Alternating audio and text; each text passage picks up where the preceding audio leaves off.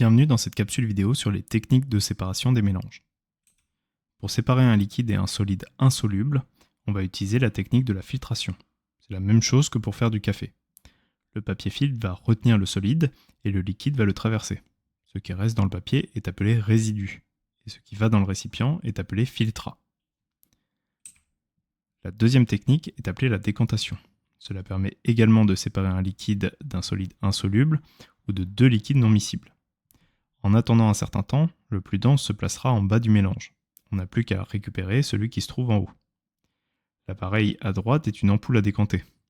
En attendant un peu, le liquide le plus dense se mettra en bas et on peut ouvrir le robinet pour le récupérer dans un bécher par exemple. Une fois qu'on a vidé le premier liquide, on pourra mettre le deuxième dans un autre récipient. La dernière méthode permet de récupérer un solide soluble dans un liquide. Pour cela, on utilise la méthode de l'évaporation.